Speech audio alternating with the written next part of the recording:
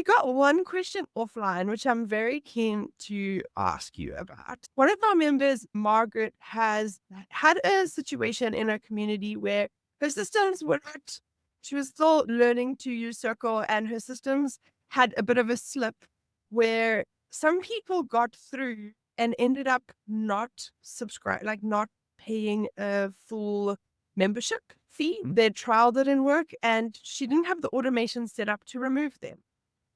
So she wanted to know, her question was, I was going to ask how you'd approach the folks that got in without a subscription. She's figured out why it happened and fixed it, but there are 15 people that need to be contacted. Would you just say, oops, my bad? And if you want to continue, subscribe or offer a membership at a discount, how do you account for a failure in your system and then going to approach people? I love this question. I appreciate this question from Margaret. What immediately came to me when you asked that question to me, Candice, was that if possible, the best thing that you can do is get ahead of this before, it comes out. It's like that old idiom where if you're in the world of news and politics, just as an example, and like a scandal or something is about to come out, like your PR team is going to try to get ahead of it like before then and be proactive about that before like it gets leaked or before like people start coming out with all of this news. So similarly, I think if you can proactively deal with this before someone else calls you out on it, like that's going to already come off as just being hyper professional and even a bit empathetic as well, to like to the point where, okay, you've gotten ahead of this. So you're already, by the act of messaging them, you're starting to rectify that. And then in terms of how you go about that, I think with a large degree of just accepting the accountability, like you said, it happened on your side, nothing that they did particularly, but to just inform them that, hey, this is a paid community and you may not have noticed, or you may have, but you were never charged. But on our front end for the page or however you got in here, it was clear that this is a paid community. So if that does exist in Margaret's case, that there was messaging somewhere on the front end that made it clear as day that this was a paid system, then I don't think that those 15 people are going to have an issue of that unless those are unethical people or you got a troll or something in there. I think that you're simply just reminding them that it is a paid community, not something that shouldn't have been obvious to them from the forefront.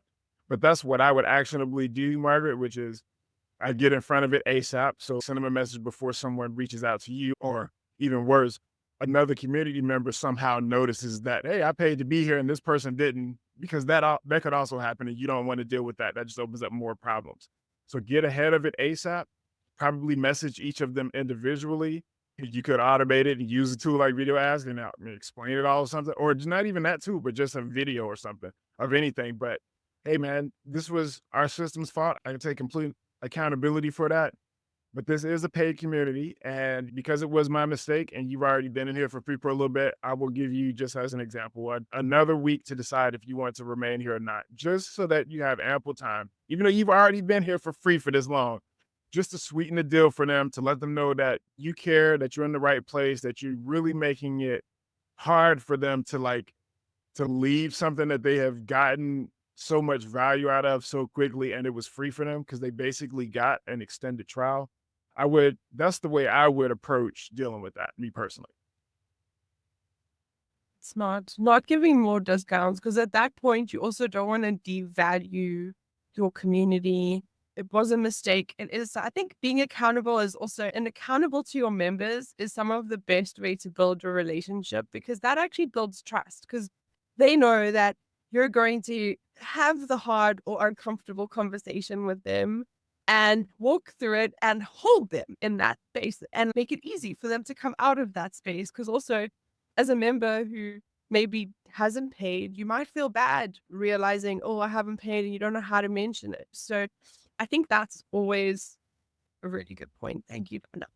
And the super last thing that I'll say to that is exactly what you said at the end there, which is almost like it feels like having people in, if you're the landlord and you got people paying like house that they're not paying rent for, the worst thing that you can do in that moment, even if you're proactively dealing with it, say, okay, you're out of the community right here in this moment. So unfortunately, you probably still do have to incentivize them in some way because it would be really bad if you just showed up and be like, hey, you didn't pay to be here. And by the way, you only got until 11:59 p.m. tonight to like actually pay. Or I'm sorry, but because that don't feel right. So you said, what would help you? What's the human thing to do? What is the empathetic way to handle that? And usually that's the right way to, in my opinion.